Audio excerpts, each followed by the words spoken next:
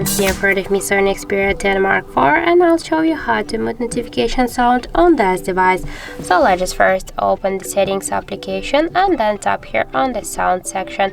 Now just we can see here ring and notification volume panel. Just to mute our device notifications, you can swipe to the left side this volume panel, and by this way we'll mute our ringtones and notifications.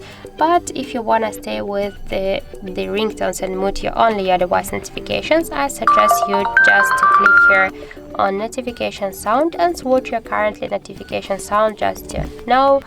Then click here to OK, and by this way we'll mute our notifications but we'll stay with the ringtones. So that's it. Thank you for watching, and if you find this video helpful, don't forget to leave a like, comment and to subscribe our channel.